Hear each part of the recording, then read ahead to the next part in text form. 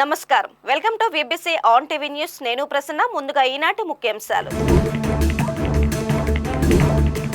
అత్యంత శక్తివంతమైన సైనిక దళాల్లో టాప్ 5లో భారత్ త్రివిధ దళాల సామర్థ్యాలకు ప్రపంచ స్థాయి ర్యాంక్ తిరుమలలో రథసప్తమి శోభ సూర్యప్రభ వాహనంపై విహరించిన శ్రీవారు అరసవిల్లి క్షేత్రానికి మహర్దశ కల్పిస్తామన్న కేంద్ర మంత్రి ప్రపంచ స్థాయి గుర్తింపు తెస్తామని రామ్మోహన్ నాయుడు వెల్లడి తిరుపతి డిప్యూటీ మేయర్గా ఆర్సీ మునికృష్ణ ఉత్కంఠకు తెర మేయర్ పీఠం కూటమికి కైవసం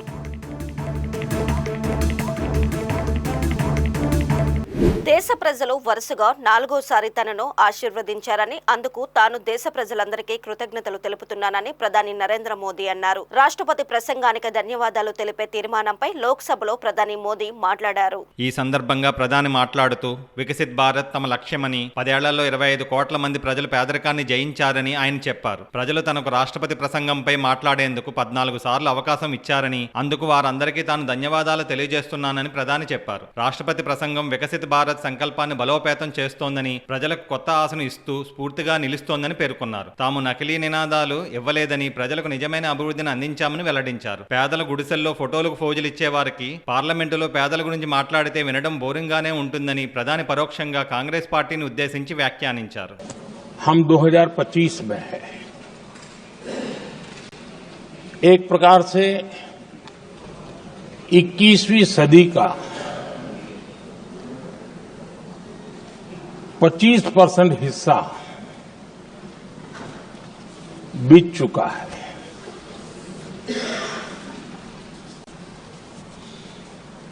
समय तय करेगा 20वीं सदी के आजादी के बाद और 21वीं सदी के प्रथम 25 साल में क्या हुआ, कैसा हुआ.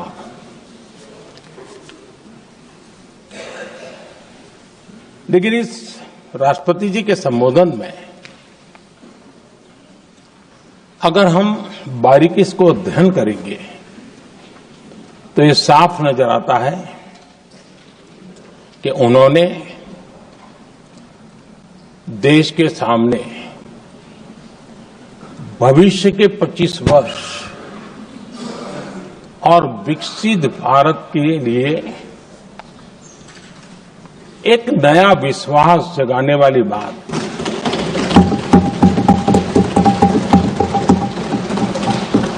एक प्रकार से आदरणीय राष्ट्रपति जी का ये उद्बोधन विकसित भारत के संकल्प को मजबूती देने वाला है, नया विश्वास पैदा करने वाला है और जन सामान्य को प्रेरित करने वाला है. आदरणीय सभापति जी, हमने गरीबों के लिए इतना काम किया और इसके कारण आदरणीय राष्ट्रपति जी ने अपने अभिभाषण में इसका विस्तार से वर्णन किया है. जो लोग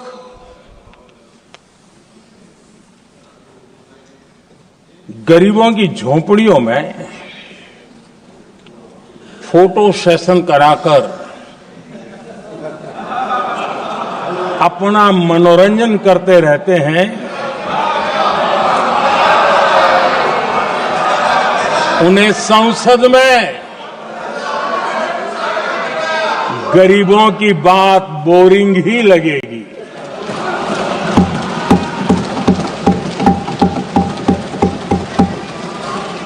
आदरणीय सभापति, ప్రపంచంలోనే అత్యంత శక్తివంతమైన సైనిక బలం గల దేశాలలో భారత్ టాప్ 5లో నిలిచింది. గ్లోబల్ ఫైర్ పవర్ ఇండెక్స్ 2025లో ఇండియా 4వ స్థానాన్ని పొందింది. సైనిక విభాగాలు, ఆర్థిక పరిస్థితి, లాజిస్టిక్స్ సామర్థ్యాలను సహా 60కి పైగా అంశాల అంచనా ఆధారంగా ర్యాంకింగ్లు రూపొందించారని గ్లోబల్ ఫైర్ పవర్ అధికారిక వెబ్సైట్ వెల్లడించింది. Global fire power index 2025 ranking జాబితా ప్రకారం అమెరికా మొదటి స్థానంలో ఉండగా తరువాతి స్థానాల్లో రష్యా, చైనా, 4వ స్థానంలో భారత్ ఉంది. ఈ ర్యాంకింగ్ భారత ఆర్మీ, నేవీ, వైమానిక దళాల్లో విస్తరిస్తున్న రక్షణ సామర్థ్యాలను వెల్లడిస్తుంది. రథసప్తమి పండుగను పురస్కరించుకొని కేంద్ర మంత్రి రామ్మోహన్ నాయుడు అరసవిల్లిలోని శ్రీ సూర్య భగవానుడి దేవాలయాన్ని సందర్శించారు. స్వామివారికి ప్రత్యేక పూజలు నిర్వహించిన అనంతరం ఆయన ఆలయంలో ఏర్పాట్లను పరిశీలించారు. అనంతరం జరిగిన మీడియా సమావేశంలో ఆయన పాల్గొన్నారు. ఈ సందర్భంగా రామ్మోహన్ నాయుడు మాట్లాడుతూ అరసవిల్లిలో జరుగుతున్న రథసప్తమి వేడుకలతో శ్రీకాకుళం జిల్లాకు కొత్త వెలుగు వచ్చిందన్నారు. సూర్య భగవానుడు ప్రత్యక్ష భగవానుడని, సకల జీవరాశులకు ఆధారమని పేర్కొన్నారు. అరసవిల్లి క్షేత్రాన్ని పూర్తి స్థాయిలో అభివృద్ధి చేస్తామని చెప్పారు. భక్తుల కోసం అన్ని సౌకర్యాలను ఏర్పాటు చేస్తామని వివరించారు. ఎక్కడి నుంచి భక్తులు వచ్చినా సరే చాలా ఆనందంగా భక్తిభావంతో దర్శనం చేసుకొని తిరిగి వెళ్లేలాగా ఇక్కడ సౌకర్యాలు కూడా కల్పించాలనేది ఒక మాస్టర్ ప్లాన్ తో మేము ముందుకు వెళ్తున్నాం. ఆ భగవంతుడి తాలూకు ఆశీస్సులతో ఖచ్చితంగా సాధిస్తాం. మరి ప్రస్తుతానికి ఈ రోజు కార్యక్రమం సజావుగా జరగాలి, విజయవంతంగా జరగాలి. నిత్య ప్రత్యక్ష దైవుడు ఆ సూర్య భగవాన్ స్వామి ఆరోగ్యానికి ప్రతిరూపం. ఆయన లేనిదే ప్రకృతి లేదు, జీవం లేదు. అటువంటి సూర్య భగవానుడి తాలూకా ఆశీస్సులు పుష్కలంగా ప్రతి ఒక్కరి మీద ఉండాలి. అందరూ కూడా ఆరోగ్యాలతో ఉండాలి. కొత్త సంవత్సరంలో అడుగుపెట్టాం. మరి ఒక సంవత్సరం కూడా ప్రతి ఒక్కరికి, ముఖ్యంగా మన శ్రీకాకుళం జిల్లాకి, ఇక్కడ ఉన్నటువంటి రైతాంగానికి కూడా చాలా మంచి జరిగే విధంగా ఈ సంవత్సరం అంతా కూడా ఉండాలని ఆ భగవంతుడిని ప్రార్థిస్తూ, అందరూ కూడా ఇందులో ఈరోజు పార్టిసిపేట్ చేస్తున్న వారికి, ముఖ్యంగా ఆర్గనైజ్ చేసిన వారికి ఇది ఒకరి కష్టం కాదు.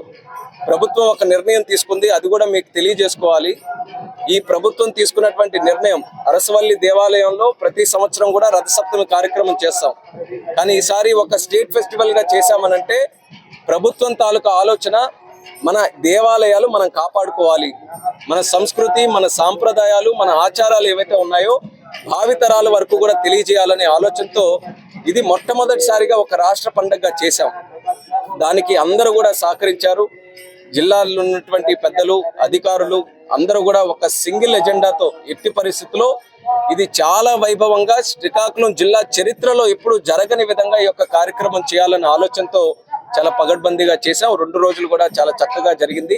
కాగా అరసవిల్లి దేవాలయాన్ని శ్రీకాకుళం ఎస్పీ మహేశ్వర్ రెడ్డి సందర్శించారు. కుటుంబ సమేతంగా ఆలయానికి సాంప్రదాయ దుస్తుల్లో వచ్చిన ఆయన స్వామివారిని దర్శించుకుని ప్రత్యేక పూజలు నిర్వహించారు.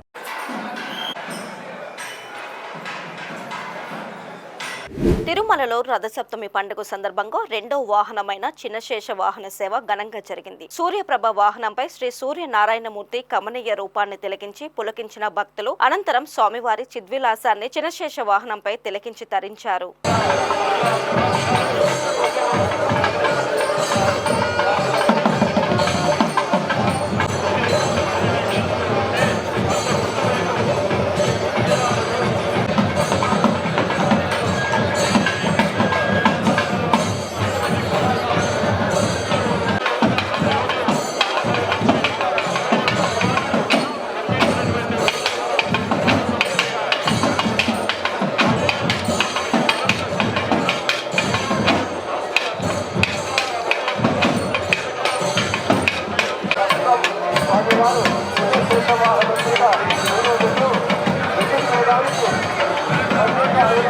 అనంతరం 3వ వాహనమైన గరుడ వాహన సేవ వేడుకగా జరిగింది. పౌరాణిక నేపథ్యంలో గరుడు సేవ అత్యంత ప్రాముఖ్యతను సంతరించుకుంది. గరుడ వాహనం ద్వారా స్వామివారు దాసానుదాస ప్రపత్తికి తాను దాసుడని తెలియజెబుతారు. అంతేగాక జ్ఞాన వైరాగ్య ప్రాప్తి కోరే మానవులు జ్ఞాన వైరాగ్య రూపాలైన రెక్కలతో విహరించే గరుడిని దర్శిస్తే సర్వ పాపాలు తొలుగుతాయని భక్తుల నమ్మకం.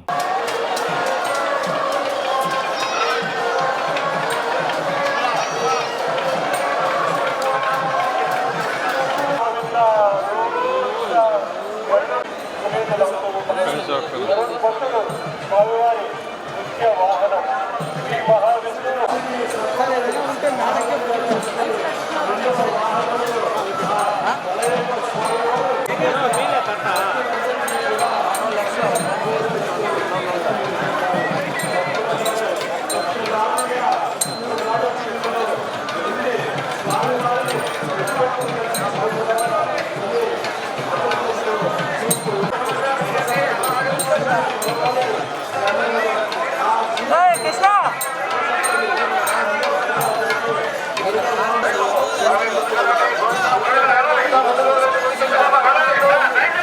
తదుపరి 4వ వాహనమైన హనుమంత వాహన సేవ ప్రారంభమైంది. గురు శిష్యులైన శ్రీరామ హనుమంతులు తత్వ వివేచన గావించిన మహనీయులు గనుక బాహ్య వాహన రూపంలో వారి ఇరువురిని చూసిన వారికి వేదాల తత్వం వనగూరుతుందని ప్రజల విశ్వాసం.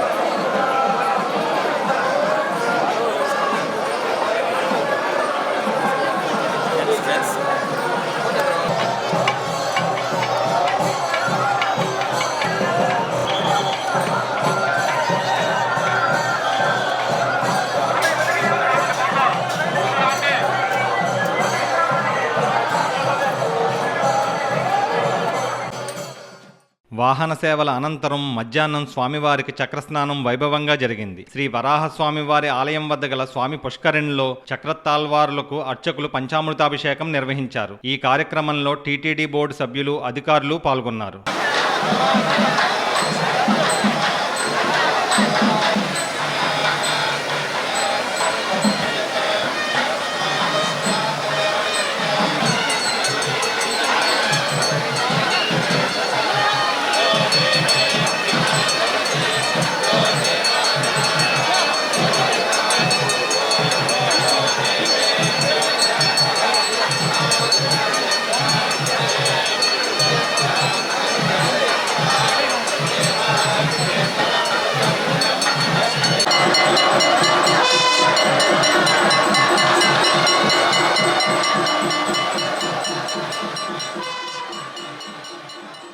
Tirupati municipal corporation deputy mayor ఎన్నికలో కొనసాగుతున్న ఉత్కంఠకు తెరపడింది. విజయం మీద మాద అనే పోరులో చివరకు తిరుపతి డిప్యూటీ మేయర్ పీఠాన్ని కూటమి కైవసం చేసుకుంది. కూటమి అభ్యర్థి ఆర్సీ మునికృష్ణకు మద్దతుగా 26 మంది కార్పొరేటర్లు చేతులెత్తగా ఎలాగైనా ఆ స్థానాన్ని తిరిగి నిలబెట్టుకోవాలని విశ్వ ప్రయత్నాలు చేసిన వైసీపీ ఓటమిని చవి చూడాల్సి వచ్చింది. వైసీపీ అభ్యర్థి లడ్డూ భాస్కర్ రెడ్డికి 21 మంది కార్పొరేటర్లు మాత్రమే మద్దతు పలకడంతో కూటమి అభ్యర్థి ఆర్సీ మునికృష్ణ విజయం సాధించినట్టు అధికారులు ప్రకటించారు. అందరికీ నమస్కారం. ఈరోజు February 4th as all of you are aware, అందరికీ తెలుసు, నిన్న Tirupati municipal corporation deputy mayor ఎలక్షన్లో స్పెషల్ మీటింగ్లో వాయిదా పడింది, కోరం ఫుల్ఫిల్ లేను కాబట్టి.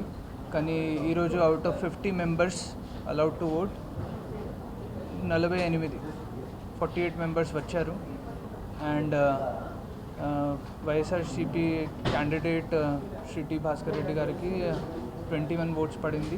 TDP candidate Shri R C Munikrishna గారికి 26 ఓట్ పడింది. So out of this 48 members, this is the total situation. And hence deputy mayor post of Tirupati municipal corporation ఈరోజు ఫిల్ అయింది.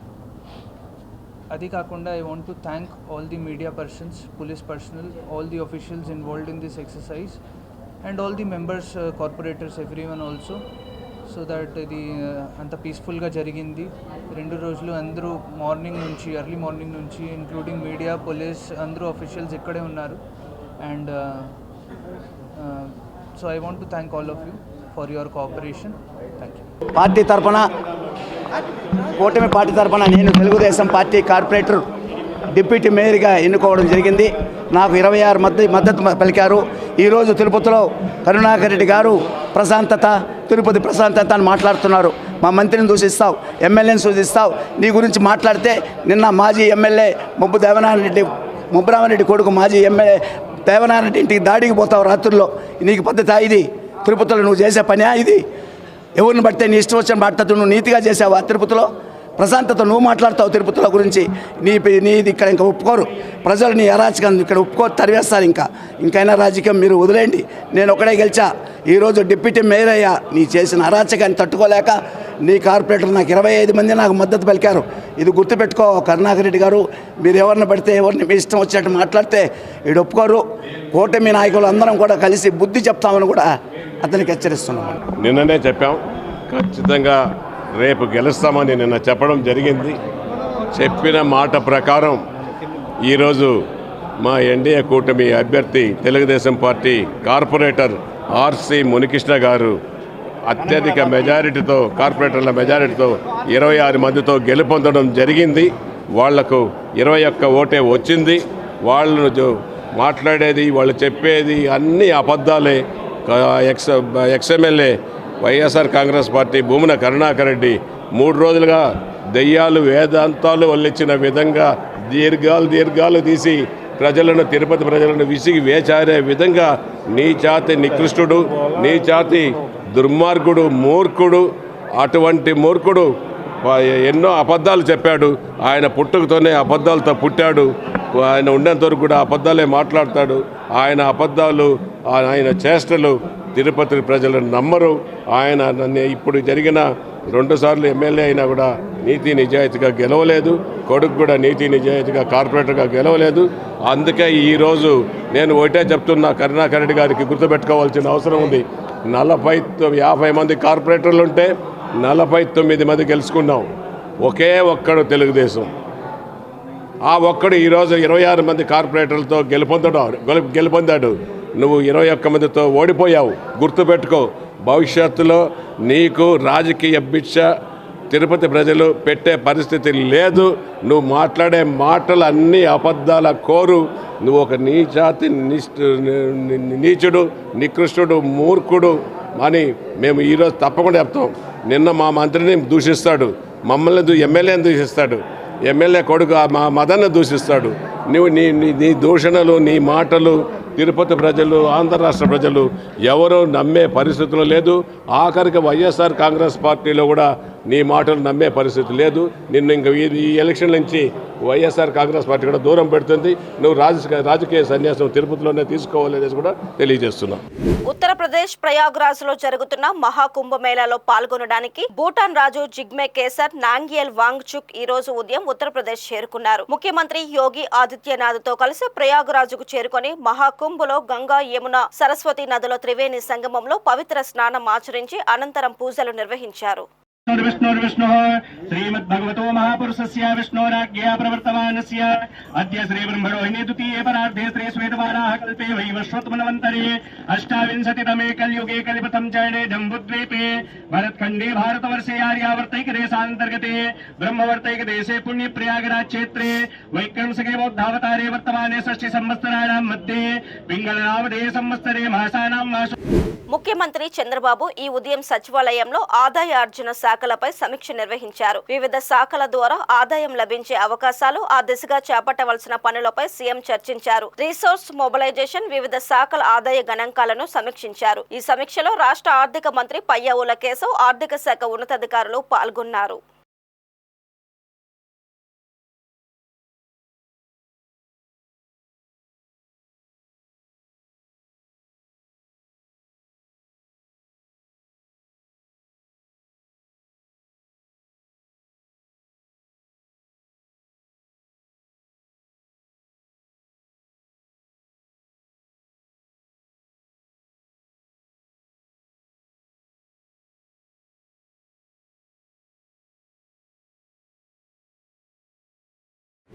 రథసప్తమి పర్వదినం సందర్భంగా హోంమంత్రి వంగలపూడి అనిత ఉపమాకలోని శ్రీ వెంకటేశ్వర స్వామి వారి ఆలయాన్ని సందర్శించి స్వామిని దర్శించుకున్నారు. దేవస్థానం అధికారులు, అర్చకులు ఆమెకు ఆలయ మర్యాదలతో స్వాగతం పలికారు. మంత్రి ఆలయం చుట్టూ ప్రదక్షిణలు చేసి అంతరాలయంలో ప్రత్యేక పూజలు నిర్వహించారు. ఆలయ వేద పండితులు మంత్రికి ఆశీర్వచనం చేసి స్వామివారి తీర్థ ప్రసాదాలను అందజేశారు.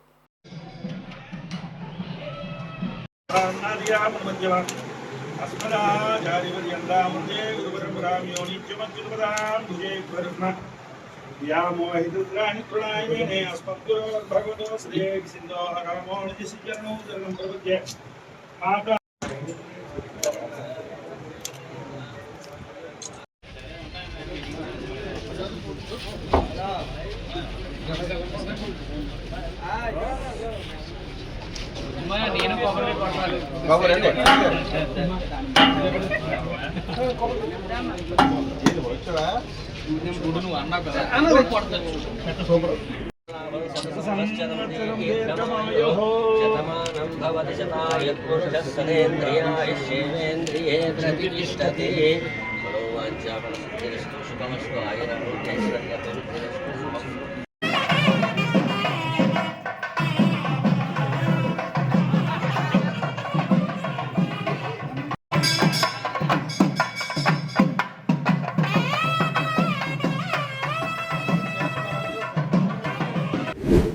ఉత్తరాంధ్ర ఉపాధ్యాయుల ఎమ్మెల్సీ నియోజకవర్గానికి 3 అభ్యర్థులు నామినేషన్లు వేశారు. ఇండిపెండెంట్ అభ్యర్థులుగా విశాఖకు చెందిన కోసూరు రాధాకృష్ణ, సత్తులూరి శ్రీరంగ పద్మావతి నామినేషన్ పత్రాలు దాఖలు చేయగా ఇప్పటి వరకు ఈ స్థానంలో కొనసాగిన మాజీ ఎమ్మెల్సీ పాకలపాటి రఘువర్మ మరోసారి బరిలో నిలిచారు. విశాఖ జిల్లా కలెక్టరేట్ లో ప్రత్యేకంగా ఏర్పాటు చేసిన నామినేషన్ల కార్యక్రమంలో ప్రక్రియను పూర్తి చేశారు. ఈ సందర్భంగా రఘువర్మ మాట్లాడుతూ ఉపాధ్యాయుల ప్రయోజనాల కోసం తాను శక్తి వంచన లేకుండా పనిచేస్తానన్నారు. అత్యధిక సంఖ్యలో తనకు మద్దతిచ్చి తిరిగి గెలిపించాలని విజ్ఞప్తి చేశారు. సిపిఎస్ రద్దు విషయంలో తను ఉపాధ్యాయులకు పూర్తి మద్దతు ఇస్తానని ప్రకటించారు. ఒక్క విషయం అండి, ఈరోజు జనాల తాలూకా అభిమానం ఆటి నుంచి నేటి వరకు కూడా అదే విధంగా ఉంది. ఎక్కడా చెక్కుచెల్లిన సందర్భం అయితే లేదు. మరి ఉపాధ్యాయ లోకాన్ని అందరికీ హృదయపూర్వక నమస్కారాలు తెలియజేసుకుంటూ ఏదైతే నా మీద నమ్మకం పెట్టుకున్నారో అదే నమ్మకాన్ని వమ్ము చేయకుండా గెలిచిన తర్వాత కూడా చిత్తశుద్ధితో పనిచేస్తానని చెప్పి నేను తెలియజేసుకుంటా ఉన్నాను. గత ప్రభుత్వంలో విద్యారంగాన్ని కాదు కాపాడుకోలేకపోయాం. వాస్తవం చెప్తున్నాను, ప్రభుత్వం విమర్శ కాదు, రాజకీయ కోణంలో కాదు ఇది. కానీ ఈసారి ఏంటంటే ఒక ఫ్రెండ్లీగా ఉంది, అవకాశం కల్పిస్తున్నారు, మాటలు వింటున్నారు. మరి మంచి చేయాలనే సంకల్పం నాకు కూడా ఉంది. ప్రభుత్వం సహకారంతో 100% ఉపాధ్యాయులకైతే నేనైతే సహకారం అంటే వాళ్ళకైతే మంచి చేయగలనని చెప్పి నమ్మకం ఉన్నాను. మరి ఈరోజు నామినేషన్ వేసేటప్పుడు ఉపాధ్యాయులు అన్ని సంఘాలలో మ్యాక్సిమం వచ్చారండి, ప్రైవేట్ సంఘాలను కూడా వచ్చారు. ఏదైతే వాళ్ళందరూ ఒకటే మాట అన్నారు, మీలాంటి నిజాయితీపరుడు మళ్ళీ కావాలని చెప్పి అన్నారు. నిజంగా మనస్ఫూర్తిగా మీ ద్వారా నేను నమస్కారం తెలియజేసుకుంటున్నాను. అయితే ఒక విషయం, గెలవడం మరి ఏదైనా ఉన్నదంటే అది ఉపాధ్యాయుల తాలూకా చిత్తశుద్ధి మీద ఆధారపడి ఉంది. వాళ్ళు ఖచ్చితంగా నాకు సహకారం చేస్తారని నమ్మకం నాకైతే ఉంది. మరి మళ్ళీ గెలిచి ఒక మంచి చేద్దామని చెప్పి సంకల్పం నాకు కూడా ఉంది. మరి అవకాశం కల్పించిన మీడియా మిత్రులకు ఉదయపూర్వక నమస్కారాలు తెలియజేస్తాను. సిపిఎస్ అయితే ప్రభుత్వం హామీ ఇవ్వలేదు సార్. నేనైతే ఒత్తిడి చేసి వాళ్ళకైతే బాధ్యత నెరవేర్చవలసిన బాధ్యత నా మీద అయితే ఉంది. కొంత ప్రెజర్ పెట్టాలి. ఎందుకంటే ఆ ప్రభుత్వం అయితే మేనిఫెస్టోలో పెట్టింది, హామీ ఇచ్చింది. ఈ ప్రభుత్వం before going to establish the government వీళ్ళైతే హామీ ఇవ్వలేదు. కానీ సిపిఎస్ ఉద్యోగులు మాత్రం నేనైతే న్యాయం చేయాలనే సంకల్పం అయితే ఉంది. ప్రభుత్వాన్ని కన్విన్స్ చేస్తానని చెప్పి మీ ద్వారా తెలియజేసుకుంటున్నాను. థ్యాంక్ యూ అండి. రథసప్తమి పర్వదినాన్ని విశాఖలోని బీవీకే కళాశాలలో ఘనంగా నిర్వహించారు. సకల జీవరాశులకు ప్రాణాధారమైన సూర్యుడి పట్ల మనకున్న కృతజ్ఞతకు ఇది నిదర్శనమని చాటి చెప్పారు. సనాతన ధర్మం నేర్పిన సంస్కారాన్ని నేటి తరానికి తెలియజేసేందుకు ప్రతి ఏటా విద్యార్థులతో కలిసి రథసప్తమి పండుగను నిర్వహిస్తున్నట్లు కళాశాల యాజమాన్యం వివరించింది. మరింత సమాచారాన్ని మా విశాఖ ప్రతినిధి మూర్తి అందిస్తారు. రథసప్తమి పర్వదినాన్ని విశాఖలో ఎంతో భక్తి శ్రద్ధలతో నిర్వహించుకుంటున్నారు. అయితే విశాఖ నడిబొడ్డున ఉన్న బీవీకే విద్యా సంస్థల్లో మాత్రం చాలా సాంప్రదాయబద్ధంగా జరుగుతోంది. ఉదయాన్నే స్వామివారిని ఆరాధించి పాలు పొంగించడం, అలాగే సూర్య నమస్కారాలు కూడా విద్యార్థులతో చేయించడం అనేది ఒక సాంప్రదాయంగా వస్తున్న అంశంగా మనం చెప్పుకోవచ్చు. ప్రస్తుతం రత్నశేఖర్ గారు డిగ్రీ కళాశాల ప్రిన్సిపల్ మనతో ఉన్నారు. సార్, మీరు చెప్పండి, ఈరోజు మన సాంప్రదాయాలని భావితరాలు తెలియాలనే ఉద్దేశంతో మీరు దీన్ని చేపట్టారు. మీకు ఎలా అనిపిస్తుంది? పిల్లల్లో ఏం చూస్తున్నారు మీరు?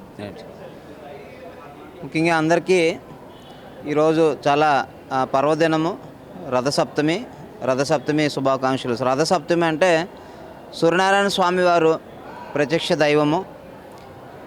ఈ ప్రత్యక్ష దైవం అనేది ఈ సృష్టికి మూలం. దేవుడు ఎక్కడ అంటే అందరూ ఎక్కడ అని అడుగుతారు. దేవుడు ఎక్కడ అంటే కనిపించే దైవము మన సూర్య భగవానుడు.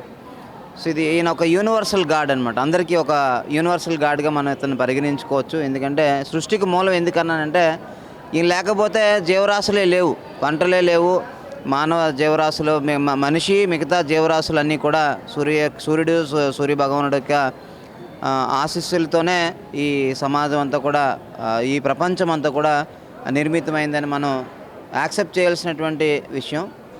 అయితే ఈ సందర్భంగా సూర్య భగవానుడు ఈరోజు రథసప్తమి యొక్క ఇంపార్టెన్స్ మాట్లాడుకున్నట్లయితే, నిన్నటి వరకు తాబేలు వాహనంలో ఉన్నటువంటి సూర్య భగవానుడు ఈరోజు నుంచి గుర్రాల మీద తన యొక్క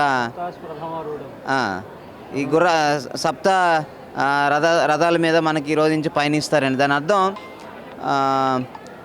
పగలు సమయం ఎక్కువ ఉంటుంది, రాత్రి సమయం చాలా తక్కువగా ఉంటుంది. ఈ విషయము చాలామంది విద్యార్థులకు తెలియచేయాలి. సాంప్రదాయంగా చాలా కార్యక్రమాలు తెలియచేయాలని భాగంగా బీవీకే కళాశాలలో చాలా ట్రెడిషనల్గా చాలా కార్యక్రమాలు నిర్వహిస్తాం. అందులో చాలా పర్వదినం ఈరోజు రథసప్తమి. ఈ రథసప్తమి సందర్భంగా విద్యార్థులందరికీ కూడా దీని ప్రాధాన్యతని తెలియజేశాము. అలాగే మా ఫ్యాకల్టీ మెంబర్స్ అందరూ కూడా చాలా సాంప్రదాయబద్ధంగా ఈ కార్యక్రమాన్ని నిర్వహించారు. నేటి కార్యక్రమానికి ముఖ్య అతిథిగా పూర్వ కళాశాల ప్రిన్సిపల్ గారైనటువంటి జేవిఎస్ఎన్ మూర్తి గారు, సూర్యనారాయణమూర్తి ఆయన పేరు కూడా. ఆయన ఈరోజు ముఖ్య అతిథిగా వచ్చి పిల్లలకి రథసప్తమి యొక్క విశిష్టతను పూర్తిగా తెలియజేశారు. దాంతో చాలామంది విద్యార్థులు ఈ రథసప్తమి యొక్క ప్రాధాన్యతని తెలుసుకోగలిగారు. సో అందరికీ కూడా ఆయురారోగ్యాలు లభించాలి, సమాజం అంతా ఆరోగ్యంగా ఉండాలంటే సూర్యభగవాన్ ఆశీస్సులు ఉండాలి. ఆయన ఆశీస్సులు అందరికీ లభించాలని కోరుకుంటూ నాకు ఈ అవకాశం ఇచ్చినందుకు కృతజ్ఞతలు తెలియజేస్తున్నాను. ధన్యవాదాలు. మీరు చెప్పండి అమ్మా, ఏం చెప్పదలుచుకున్నాం? అసలు సూర్యుడు మన ఆరాధ్య దైవంగా భావిస్తాం, కానీ సైన్స్ అది కేవలం ఒక నక్షత్రం అని చెప్తారు. మనం ఎలా దీన్ని సాంప్రదాయంగా ఎందుకు తీసుకొచ్చాం? సూర్యుడు యాక్చువల్గా ఒక నక్షత్రం అయినా సరే మనకి మాత్రం రోజు వెలుగునిస్తాడు, డి విటమిన్ ఇస్తాడు. సో ఈ ప్రపంచం నడవడానికి సూర్యుడే మూలం కాబట్టి సైన్స్ ఒక నక్షత్రం అని చెప్పినా సరే సూర్యుడు మనకు చేస్తున్న దాని గురించి మనం సూర్యుడిని దైవంగా భావించడంలో ఎటువంటి తప్పు లేదు. కృతజ్ఞత దాగి ఉందంటారా? తప్పకుండా కృతజ్ఞతతోనే మనం దైవంగా భావించాలి సూర్యుడిని. సో ఈరోజు రథసప్తమి సందర్భంగా సూర్యుడి గురించి ఒక పాట పాడదాం అనుకుంటున్నాను. सूर्यदेव पाहि पाहि लोकबन्धो पाहि पाहि सूर्यदेव पाहि पाहि लोकबन्धो पाहि पाहि त्वयि समागते हसति जगदिदं त्वयि गते कलाहीनमेव तत् त्वयि समागते हसति जगदिदं त्वयि गते कलाहीनमेव तत् अहह जगदिदं पद्ममद्भुतं त्वं जगत्सखा पद्मिनीपते सूर्यदेव पाहि पाहि लोकबन्धो पाहि पाहि सूर्यदेव पाहि पाहि लोकबन्धो पाहि पाहि. ధన్యవాదములు. అమ్మ మీరు చెప్పండి, కళాశాలలో ఉదయమే స్వామివారి ఆరాధన చేసి పాలు పొంగించడం అన్ని సాంప్రదాయబద్ధంగా ఇంట్లో ఎలా చేసుకుంటామో అవన్నీ చేస్తూ పిల్లలకు చూపించారు. మీకు ఏమనిపిస్తుంది అమ్మ? అంటే ఎప్పుడూ కూడా ప్రతి సంవత్సరము మాఘశుద్ధ సప్తమిని రథసప్తమిగా జరుపుకుంటామండి. మన సంస్కృతి సాంప్రదాయాలు అనేటువంటివి ఈ తరంలో ఉన్నటువంటి పిల్లలకి తెలియట్లేదు. అవన్నీ తెలపాలనేటువంటి ఉద్దేశంతో మా కళాశాలలో ప్రతి పండుగ కూడా చాలా వేడుకగా జరుపుతూ ఉంటాము. దానిలో భాగంగానే ఇవాళ రథసప్తమి పండుగ రోజున పిల్లలందరూ గత వారం రోజులుగా ఈ సూర్య నమస్కారాలని వాళ్ళు ప్రాక్టీస్ చేస్తున్నారు. వాటిని అన్నింటినీ కూడా ఇప్పుడు ప్రదర్శించి మనం ఇక్కడ పాలు పొంగించడం, దేవుడికి క్షీరాన్నం పెట్టడం జరిగింది. పూర్వకాలంలో కూడా చాలామంది సూర్యుడు రాకపోతే భోజనం కూడా చేసేవారు కాదండి. అందుకని వాళ్ళ ఇంట్లో ఒకటికి ప్రభాకరుడు అనేటువంటి పేరు కూడా పెట్టుకుని వాళ్ళని కనీసం చూసి వాళ్ళు భోజనం చేయాలనేటువంటిది మనం పూర్వకాలంలో చాలామంది పాటిస్తూ ఉండేవారు. అలాంటి సంస్కృతి సాంప్రదాయాలన్నీ కూడా మా పిల్లలకి కూడా తెలియాలనేటువంటి ఉద్దేశంతో మేము ఇవాళ ఈ రథసప్తమి పండుగని చాలా వేడుకగా జరుపుకోవడం జరిగింది మా కళాశాలలో. Thank you. ఇది ముఖ్యంగా సూర్య ఆరాధనలో ఉండే విశిష్టతను భావితరాలకు చాటి చెప్పే క్రమంలో బీవీకే విద్యా సంస్థలు ఒక మంచి ప్రయత్నం చాలా ఏళ్లుగా చేస్తూనే ఉంది. ఇది భవిష్యత్తులో కూడా కొనసాగాలని కోరుకుందాం. వీడియో జర్నలిస్ట్ కృష్ణతో Murthy, VBC on TV, Visakhapatnam. Visakha steel plant CMD స్థానంతో పాటు director of operations, finance, commercial విభాగాల బాధ్యతలను కూడా తెలుగు వారికే అప్పగించాలని విదసం ఐక్యవేదిక రాష్ట్ర కన్వీనర్ బూసి వెంకటరావు డిమాండ్ చేశారు. కేంద్రం ఇచ్చిన ప్యాకేజీ సమర్థవంతంగా అమలు కావాలంటే కీలక స్థానాల్లో తెలుగు వారే ఉండాలని ఆయన అభిప్రాయపడ్డారు. ఈ విషయంలో సీఎం చంద్రబాబు చొరవ తీసుకోవాలని సూచించారు. రాజధాని అమరావతి, పోలవరం నిర్మాణ పనుల్లో విశాఖ ఉక్కును వినియోగించాలన్నారు. స్టీల్ ప్లాంట్ ఉద్యోగుల జీతాల చెల్లింపులకు, ముడిసరుకు కొనుగోళ్లకు ప్యాకేజీగా ఇచ్చిన మొత్తం నుంచి వినియోగించాలని కోరారు. మీరు 10 కోట్లు కాదు 1,00,000 కోట్లు ఇచ్చినా వాళ్ళ సమర్థనీయులు కాదు అని చెప్పి మేము ప్రకటిస్తూ ఉన్నాం. అందుకని ముఖ్యమంత్రి గారికి మేము విజ్ఞప్తి చేసేది, మీరు కేంద్రం మీద ఒత్తిడి తెస్తారో ఒప్పిస్తారో ఈ పరిశ్రమకి సీఎండీతో పాటుగా కీలకమైనటువంటి డైరెక్టర్లు, ఇవాళ డైరెక్టర్ ఆపరేషన్కి మనిషి లేడు, డైరెక్టర్ ఫైనాన్స్ పోస్టు 2 నెలల్లో ఖాళీ కాబోతూ ఉంది. Director operation, director finance, director commercial ఈ 3 చాలా కీలకమైనవి. సీఎండీతో పాటు ఈ 3 డైరెక్టర్లు కూడా తెలుగు వారే ఉండాలి. అది విశాఖ ఉక్కు మనసు తెలిసిన వారే ఉండాలి. తద్వారా మాత్రమే మీరిచ్చినటువంటి ప్యాకేజీ సద్వినియోగం అవుతుంది, ప్లాంటు పునరుజ్జీవం జరుగుతుంది. ఆ దిశగా ముఖ్యమంత్రి గారు మోడీ గారిని ఒప్పించాలని చెప్పి మేము డిమాండ్ చేస్తూ ఉన్నాం. ఇంతేకాదు రాష్ట్ర ముఖ్యమంత్రి గారి మీద ఇంకా కొన్ని బాధ్యతలు ఉన్నాయి. ఈ రాష్ట్ర ప్రభుత్వానికి ఈ స్టీల్ ప్లాంటు డబ్బులు చెల్లించాలి, నీటికి ఛార్జీ చెల్లించాలి, విద్యుత్ ఛార్జీ చెల్లించాలి, లేకపోతే ఈ రాష్ట్రంలో జగ్గయ్యపేట మాదారంలో తవ్వేటువంటి ముడి సరుక్కి రాయల్టీ చెల్లించాలి. ఈ రాయల్టీ చెల్లించడమే కాదు, ఈవేళ రా మెటీరియల్ కొనటానికి కూడా డబ్బులు లేని పరిస్థితుల్లో ఈ ఛార్జీలన్నిటినీ రాష్ట్ర ప్రభుత్వం రద్దు చేయాలని చెప్పి మేము కోరుతూ ఉన్నాం. ప్రభుత్వం కార్యకలాపాలకి, పోలవరం నిర్మాణానికి, అమరావతికి కేంద్రం 40,000 కోట్లు ఇచ్చింది. ఆ ప్రక్రియలో ఇనుము చాలా కీలకమైంది. ఇనుము కొనుగోలు చేయాలి. పోలవరానికి, అమరావతికి, ప్రధానమంత్రి ఆవాస్ యోజన గృహ నిర్మాణానికి కావలసినటువంటి ఇనుముని విశాఖ ఉక్కు ద్వారానే కొనుగోలు చేయాలి. ప్రతి 3 నెలలకి ఒకసారి ముఖ్యమంత్రి గారి నేతృత్వంలో ఉత్పత్తి, అమ్మకాలు, కొనుగోళ్ళు వీటన్నిటి మీద సమీక్ష చేసి అవసరమైనటువంటి సలహాలు, నియంత్రణ రాష్ట్ర ప్రభుత్వానికి ఉండాలని చెప్పి మేము డిమాండ్ చేస్తూ ఉన్నాం. ఈ వార్తలు ఇంతటితో సమాప్తం. మరిన్ని విశేషాలతో మళ్ళీ కలుద్దాం.